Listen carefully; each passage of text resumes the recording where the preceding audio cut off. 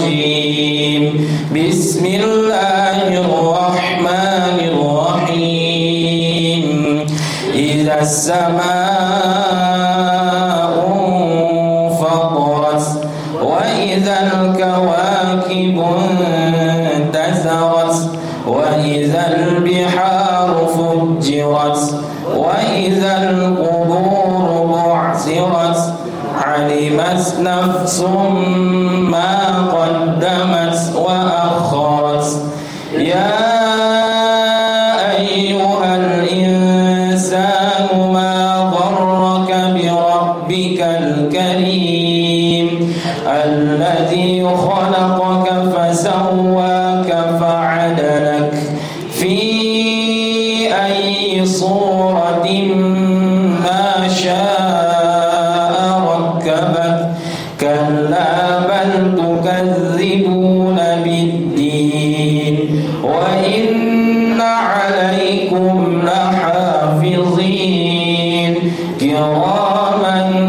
كاتبين يعلمون ما تفعلون إن الأبرار لفي نعيم وإن الفجار لفي جحيم يصلونها يوم الدين وما هم عنها بغائبين وما أدراك ما يوم الدين ثم ما أدراك ما يوم الدين يوم لا تملك نفس لنفس شيئا والأمر يومئذ لله صدق الله العظيم. Alhamdulillahirrahmanirrahim. Baik, demi untuk mempersingkat waktu, mari beranjak ke acara yang selanjutnya, yaitu kajian inti yang akan diisi oleh Al-Ustaz Abdul Hafiz SPD yang bertema yaitu tips istiqomah di bulan Ramadan. Waktu dan tempat kami persilahkan. Shallu ala Nabi Muhammad.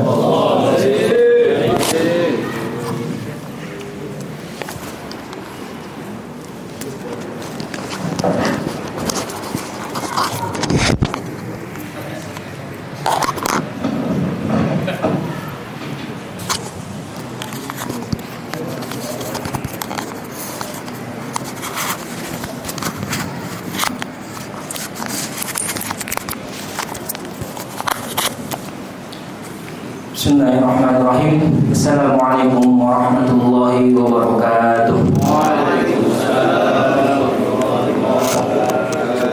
Alhamdulillah, alhamdulillahilladzi nahmaduhu wa nasta'inuhu wa nastaghfiruhu wa nastahdihi wa na'udzu billahi min shururi anfusina wa sayyiati a'malina. Man yahdihillahu fala mudilla lahu wa man yudlil fala hadiya lahu.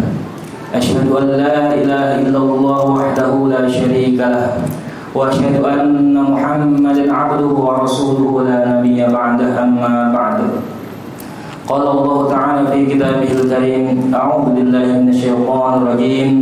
Ya ayyuhalladzina amanu kutiba 'alaikumus shiyam kama kutiba 'alal ladzina min qablikum la'allakum tattaqun. Shadaqallahul 'azim. Yang saya hormati Ketua Yayasan Wakaf Nur Hikmah Al-Ustaz Mahmud Anis Baswedan serta jajarannya, para ustaz dan ustazah semuanya yang saya muliakan, tiada lain dan tidak bukan, marilah sama-sama kita pertama-tama panjatkan rasa puja puji syukur kita kehadirat Allah Subhanahu wa taala atas nikmatnya yang begitu banyak kepada kita, sehingga kita tidak akan sanggup menghitungnya. Salah satu nikmat terbesar dari Allah Subhanahu wa taala adalah dipertemukannya kita pada bulan Ramadan. Karena banyak orang yang berharap bertemu dengan Ramadan, ternyata umurnya belum sampai. Orang-orang yang tahun lalu masih merasakan Ramadan sama seperti kita, mengira bahwa dirinya akan sampai pada Ramadan berikutnya. Namun Allah berkata lain. Karena itulah marilah sama-sama kita syukuri nikmat kita bertemu dengan Ramadan ini dengan memanfaatkan waktu sebaik-baiknya. Ramadan sendiri diambil dari kata Roma atau Ramadan yang artinya panas yang menyala, panas yang membara. Dikatakan Ramadan itu karena biasanya dahulu kala bulan Ramadan itu di Arab Saudi sana jatuhnya pada musim panas. Kalau sekarang tidak tahu ada perubahan iklim atau masih musim panas.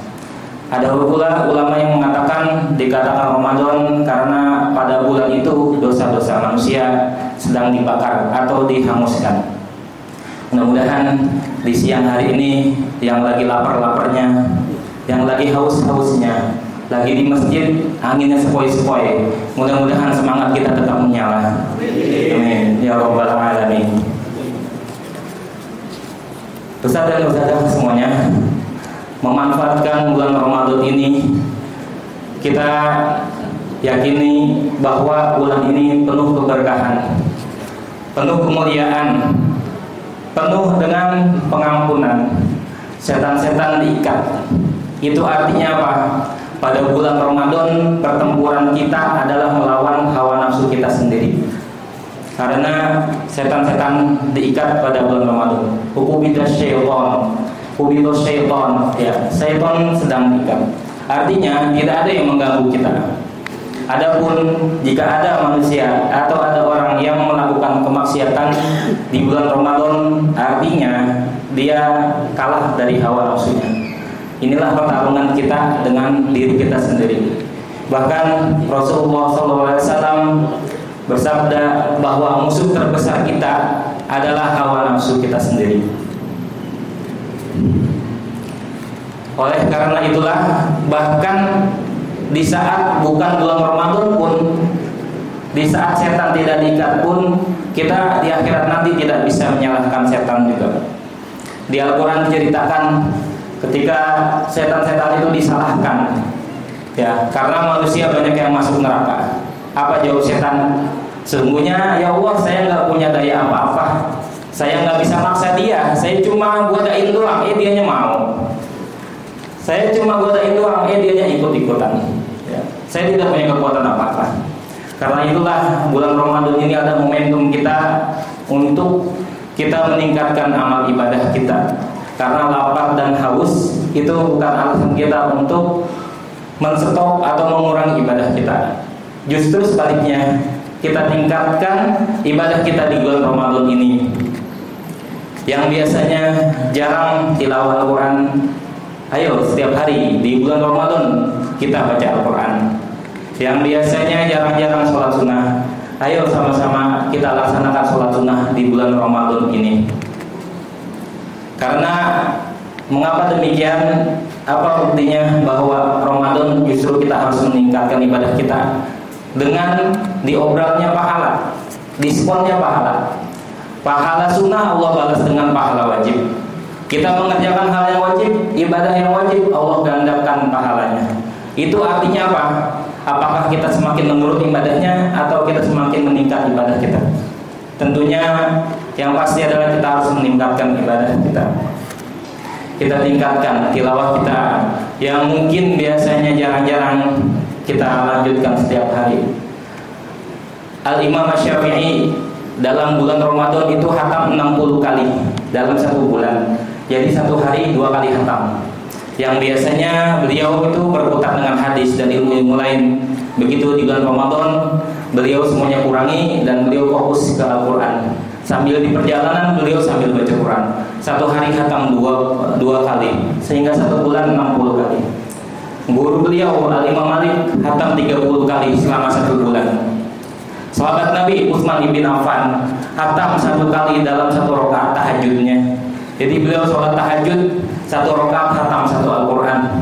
Kita kira-kira bisa niru kayak gitu nggak ya? Kayaknya agak berat ya. Apalagi ibu-ibu yang banyak kegiatannya, menyiapkan sahur, menyiapkan berbuka, ngurusin anak, kayaknya agak sulit. Bagaimana itu solusinya? Kalau seperti itu, minimal kalau kita tidak bisa menyamai, minimal kita mirip-mirip lah dengan mereka. Fatashabbahu birrijali illam takunu mithlahum.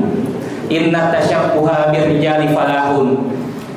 Kalau kita nggak bisa mirip-mirip dengan orang-orang hebat, kalau kita tidak bisa menyamai orang-orang hebat, minimal mirip-mirip lah. Kalau Imam Syafi'i hatam 60 kali, kita hatam 6 kali. Masih berat juga ya? Ya minimal sama-sama hatam, ada kesamaan. Atau hatam juga berat, minimal ada kesamaan lain apa? Sama-sama baca. Ya. Walaupun satu hari kita cuma bisa 1 halaman, yang penting ada kesamaan. Jadi kalau kita tidak bisa sama, minimal mirip. Inna tasyabbuha birrijali falahun. Sesungguhnya mirip-mirip sama orang hebat itu juga merupakan suatu kemenangan. Karena itulah, marilah di bulan Ramadan ini kita tekadkan untuk kita sama-sama meningkatkan ibadah kita. Apalagi di bulan Ramadan ini ada malam yang namanya Lailatul Qadar. Lailatul Qadar ini kalau di Al-Quran dibilang khairum min alfi syahr, lebih baik daripada 1000 bulan. 1000 bulan itu kalau dihitung tahun kurang lebih 83 tahun. Benar ya? Kurang lebih 83 tahun. Artinya apa? Kalau kita beribadah di malam Qadar, itu artinya sama kayak kita ibadah selama 83 tahun. Makanya hebatnya Ramadan di situ. Allah Maha Adil. Umatnya Nabi Muhammad tuh umurnya pendek-pendek. Ibadah nggak mungkin sampai puluhan tahun. Dibandingkan dengan tidur kita aja lebih banyak kita tidur. Kita tidur sehari 8 jam. Satu hari kita punya waktu 24 jam. Artinya sepertiga waktu kita dipakai buat tidur. Kalau nanti kita umur kita 60 tahun, sepertiganya 60 berapa? 20 tahun. Artinya 20 tahun kita pakai buat tidur doang.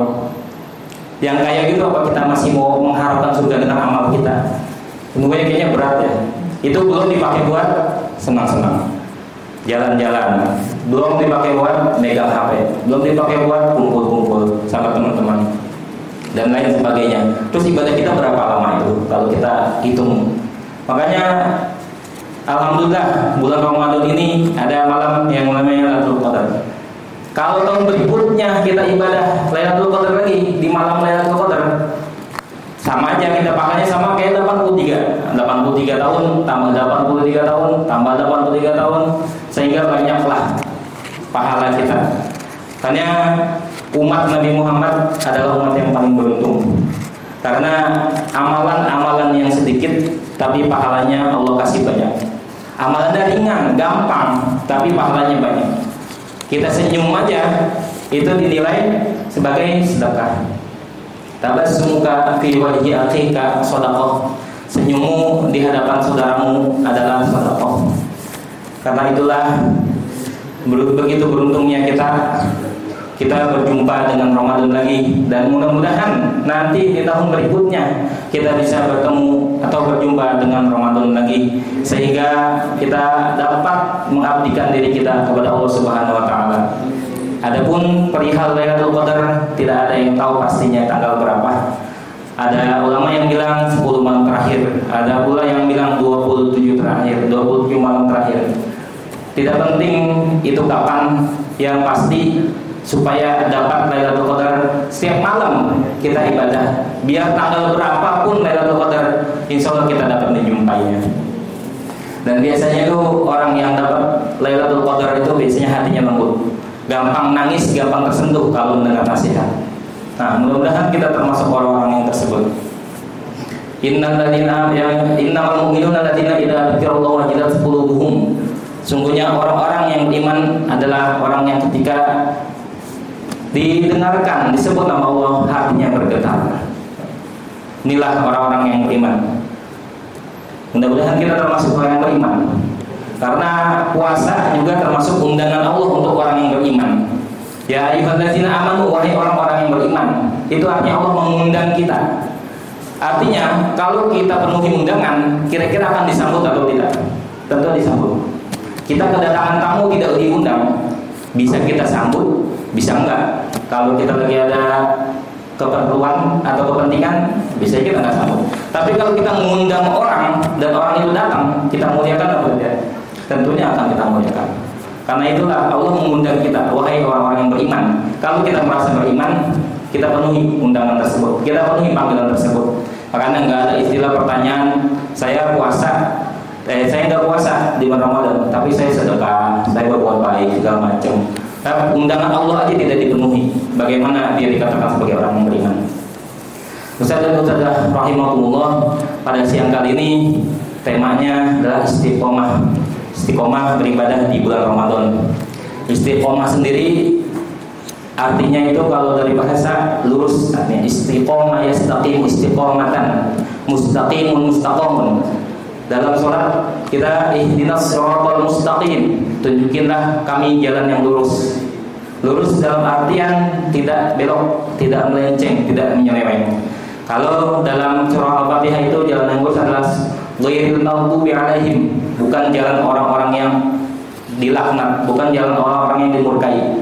Siapa mereka? Mereka adalah orang Yahudi. Kenapa orang Yahudi dimurkai? Karena mereka tahu kebenaran tapi tidak mau mengikuti. Mereka tahu Nabi Muhammad itu Nabi terakhir. Bahkan mereka lebih tahu duluan kalau orang tersebut adalah Nabi dari ciri-ciri yang tersebut dalam kitab suci mereka. Tapi mereka udah tahu, udah yakin, tapi mereka nggak mau mengikuti. Karena itu mereka termasuk al-maghdubi alaihim, yaitu orang-orang yang terlaknat. Ya, dan juga bukan ad-dallin, yaitu orang-orang tersesat. Kalau ditafsir artinya orang-orang Nasrani, karena mereka tersesat dari jalan kebenaran. Karena itulah kita mohon petunjuk kepada Allah, ihdinas shiratal mustaqim. Mustaqim artinya lurus. Istiqomah adalah bentuk masdarnya. Istiqomah dalam ibadah artinya adalah iltizam bil awamir, yaitu terus menerus, konsisten melakukan kebaikan-kebaikan. Atau juga disebutkan as-sabat 'ala ta'ah, tetap dalam ketaatan. Ada qaul yang mengatakan al-istiqomah khairum min alfi karomah. Istiqomah itu lebih baik daripada 1000 karomah, daripada 1000 kemuliaan. Contohnya, kita setiap hari sholat duha 2 rakaat dong. Sama ada orang lain, dia sholat duha kalau lagi ingat doang, kalau lagi rajin doang, sholatnya 8 rakaat. Kira-kira lebih baik mana? Lebih baik yang sedikit, tapi secara konsisten, secara istiqomah. Kita setiap hari Jumat, mungkin ada yang sedekah Jumat, dia rutin sedekah Jumat. Setiap Jumat 10.000, mungkin karena itu memang sanggupnya segitu, 10.000. Tapi dia istiqomah, itu lebih baik daripada ngasih 1 juta, tapi kalau dia lagi ingat doang, lagi sadar doang, padahal harta dia banyak. Nah, makanya al-istiqomah khairum min alfi karomah. Istiqomah itu lebih baik daripada 1000 karomah atau 1000 kemuliaan. Tentu saja semuanya, supaya kita istiqomah, setidaknya ada beberapa hal. Yang pertama, niat khalisah, yaitu niat yang lurus. Kita niatkan istiqomahnya karena Allah. Karena kalau bukan karena Allah itu biasanya sementara, nggak bakal lama. Contohnya, kita ibadah supaya dibilang rajin sama orang. Pas orangnya udah nggak ada, nah, saya nggak ibadah lagi gitu. Ya, karena sementara. Karena niatnya bukan karena Allah. Makanya niatnya itu penting.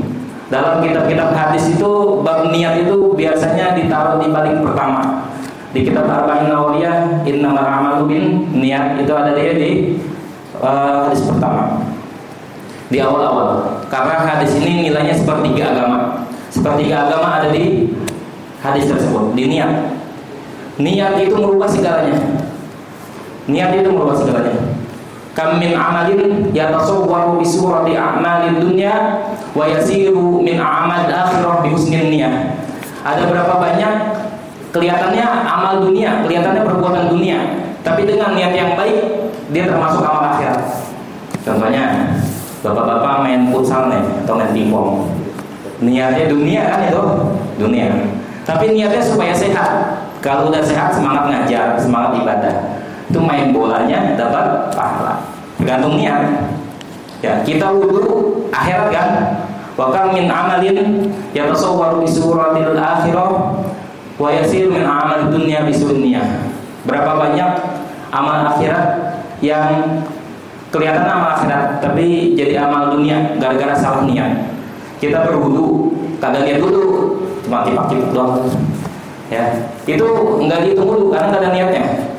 Dihitungnya cuci muka doang. Ya, makanya yang membedakan niat. Mandi hadas sama mandi biasa bedanya apa? Sama-sama basah. Ya, niat, niat. Makanya niat itu penting. Ya, begitu juga dengan kita ibadah. Kita luruskan niat kita karena Allah Taala, karena mencari ridha Allah Taala. Bukan juga karena pengen masuk surga. Mungkin boleh-boleh aja kita ibadah tujuannya buat masuk surga. Boleh-boleh saja. Karena tidak dilarang, karena Allah pun menjanjikan surga bagi orang yang bertakwa, bagi orang yang beriman. Tidak dilarang. Tapi coba kita luruskan lagi. Kita ibadah karena mencari ridho Allah. Bahkan pada zaman kalau saya tidak salah 6 abad 6 Hijriah atau 8 Hijriah, ada seorang wanita namanya Rabi'atul Adawiyah. Hidup sezaman dengan Imam Hasan Al-Basri. Beliau mengatakan, "Ya Allah, jika saya menyembah Engkau karena pengen masuk surga, jauhkan surga dari saya. Jika saya menyembah Engkau karena takut neraka, masukin saya ke neraka. Tapi jika saya menyembah Engkau karena cinta kepada Engkau, maka jangan halangi hamba untuk bertemu dengan Engkau." Karena begitu cintanya Rabi'atul Adawiyah kepada Allah Subhanahu wa taala. Dan juga kita luruskan niat kita juga, bahwa yang membuat kita dapat ridho Allah itu sebenarnya bukan ibadah kita. Sebagaimana sabda Nabi Muhammad SAW, "La yadkhulu ahadukumul jannah, la yadkhulu ahadukumul jannah bi'amalikum." Tidak ada seseorang di antara kalian yang masuk surga dengan amal kalian. Ya, jadi kita masuk surga itu sebenarnya bukan karena amal kita. Kita sholat tahajud sama enggak tahajud banyak amal. Kita baca Quran seberapa banyak, kita sedekah berapa banyak. Dengan amal yang sedikit itu kita berharap surga, tentunya nggak sebanding. Dibandingkan nikmat Allah aja itu nggak berbayar. Kita bernafas menggunakan oksigen. Kalau kita disuruh bayar, kira-kira kita bayar berapa? Di rumah sakit aja memakai oksigen mahal. Ya. La yadkhulu ahadukumul jannah bi'amalikum. Ya, tidak ada seorang di antara kalian yang masuk surga dengan amal kalian. Wala anta ya Rasulullah. Begitu juga dengan engkau ya Rasulullah. Ya, wala ana. Saya juga enggak. Tapi kita masuk surga karena ridhonya Allah, karena rahmatnya Allah. Karena itulah dengan kita beribadah, bisa jadi kita berharap semoga jatuhnya ridho Allah pada ibadah kita. Jadi jangan bergantung pada amal kita. Tapi kita beramal, kita beribadah, tujuannya adalah mengharap ridho Allah Subhanahu wa taala. Itu yang pertama, niat. Niatul khalisah. Yang kedua, musahabatus sholihin. Musahabatus sholihin, yaitu bergabung dengan orang-orang soleh. Kalau circle kita orang baik, insya Allah kita akan jadi baik. Circle kita buruk, insya Allah kita akan jadi buruk. Karena kita biasanya tuh temenan sama orang yang satu frekuensi ya. Ya, kalau nggak nyaman, biasanya kita nggak bakal mau gabung di situ. Ya, karena ada istilah kamin amalin yatasawwaru, ada istilah anil mar'i la tas'al wa usir qarinah. Kalau kita mau ngelihat orang itu nggak perlu kita selidiki orangnya, lihat aja dengan siapa dia berteman. Ya, fa innal muqarin bil muqarani yahtadi. Karena seorang itu biasanya ngikutin teman-temannya. Ya, kita juga nggak mungkin bergabung sama orang yang nggak nyaman sama kita. Pasti kita gabungnya yang satu pikiran, satu fikroh, satu kelakuan, biasanya kayak gitu. Makanya bergabung dengan orang-orang yang soleh itu merupakan keberuntungan, karena kita yang soleh kan soleh.